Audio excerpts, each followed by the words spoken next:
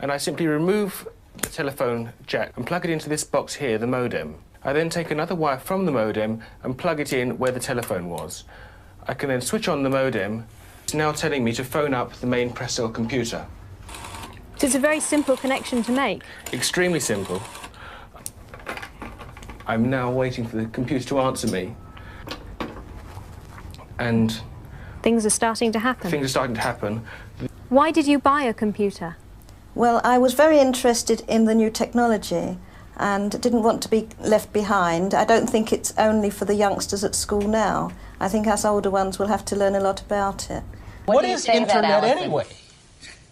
Internet is that massive computer network, the one that's becoming really big now. What do you mean? That's big? How does one? What do you write to it like mail? No, a lot of people use it and communicate. I guess they can communicate with NBC writers and producers. Allison, can you explain what Internet is? The world is in financial disarray. Currencies failing, economies in wild flux, jobs being lost.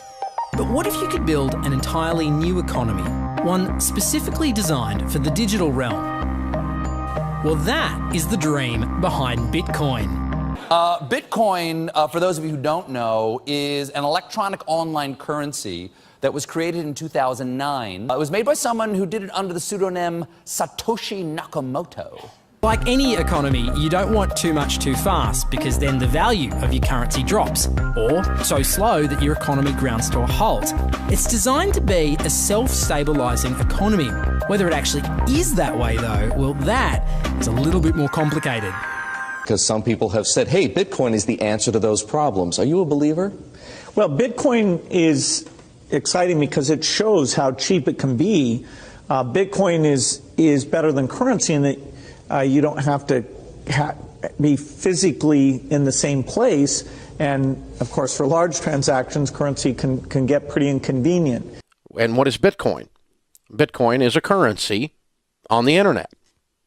I sent 100 euros worth of Bitcoin from here in Tokyo directly to you guys through this camera, through the network, through the TV, right into your home. If I had tried to do that, send you the money with a traditional bank, it would have taken several days and probably cost 30 euros. I just did it right now with Bitcoin instantly, basically for free, and didn't have to ask anybody for permission. I didn't need a bank, I didn't need a government, I didn't need anybody. I just needed myself and you and our smartphones to do it. That's the power of Bitcoin. Wall Street is fraud, America is fraud, the world is fraud, banks are fraud, central banks are fraud. We live in an era of fraud. It's all based on fraud, and they get a percentage of the fraud. That's the business model. To suggest that there is any moral or ethical aspect to anything that's going on now is to be completely naive about the fact that we live in an era dominated by financial terrorists, jihadis of banking. They're here to kill you and themselves. They believe in an ideology, not the Quran, but Adam Smith, that they completely misread and interpret as something to justify their blowing themselves up. Janet Yellen's a terrorist! Mario Draghi's a terrorist! The Central Bank of Japan is a terrorist! These are the real terrorists! Funds received. This community is switching to what they think is a better monetary system. A system in which banks are no longer needed because payments could be made directly from one person to another. Bitcoin is fundamentally different because in Bitcoin, you don't owe anyone anything and no one owes you anything. It is not a system based on that. It is a system based on ownership.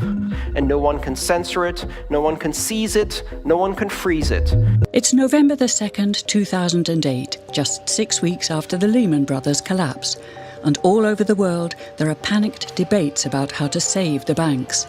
Then, on a little visited web forum for cryptographers, a document appears in which a completely new monetary system is proposed. The visionary author calls himself Satoshi Nakamoto. These were the darkest days of the financial crisis. So that to me suggests a very clever mind that saw an opportunity, the perfect opportunity to introduce a new radical technology and a new radical approach to money and finance at just the right moment when people would be very open to making this big shift that's required to adopt a new currency. What's exciting for me is like a global economy. Right now we say we have a global economy, but I can't take $1 and give it to you in the Netherlands and then you know what to do with it, right? You would have to go and change it to your native currency.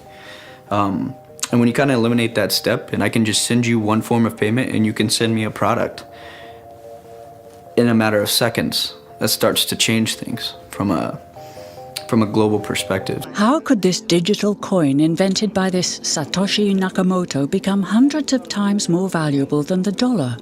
And why do enthusiasts like Roger Fear want the world to switch to bitcoins? I'm giving every single person here 1,000 yen worth of bitcoins, which is like $8 and something cents. Back in the early days, you know, I'd get phone calls from my buddies. Oh, hey man, I lost 10,000 bitcoins because my computer blew up, right? Back then, one bitcoin was less than a penny, right? So nobody cared. They lost $10. I don't care, right? And now 10,000 bitcoins, that's $5 million. That's a big deal, right? I think a lot of people are underestimating the way in which Bitcoin and the blockchain are going to change the power structures in society in general. I mean, I grew up in the US and I see all these people like, yeah, nuke everybody in the Middle East and kill them all. And then they have the former Secretary of State Madeleine Albright on 60 Minutes, one of the most popular news shows in the US. And they asked her, they said, like, there's reports that more than 500,000 Iraqi children have died as a direct result of US sanctions. And she looks back at her with a straight face and she goes, it was a really tough decision, but I think that it was worth it. Worth murdering 500,000 kids because of what the government did? And I apologize for crying, but it just disgusts me from my core when I see government people murdering people around the world. It's not just theoretical, these are real people with real lives. And it's real people, and Bitcoin has the power to undermine everything they're doing to people around the world. And I'm sorry for shouting, but it just disgusts me what these people in government do. And they do it through central banking and through the control of the money supply, and Bitcoin takes that away from them.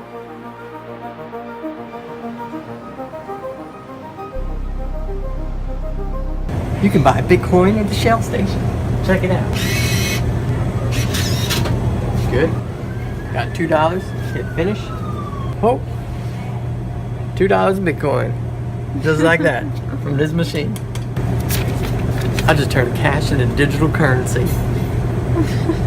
So thinking that it's too late to get involved in Bitcoin is like thinking it's too late to get involved with the internet or too late to get involved with using a cell phone. Like, it's not too late to get involved in Bitcoin. If Bitcoin becomes really popular all over the world, Bitcoins are going to have to be worth at least tens of thousands of dollars a Bitcoin, if not hundreds of thousands of dollars per Bitcoin. So thinking it's too late to get involved with Bitcoin is like thinking it's too late to get involved with using the internet. Of course not. Like, it's ubiquitous in our lives, and Bitcoin's going to become ubiquitous in our lives as well.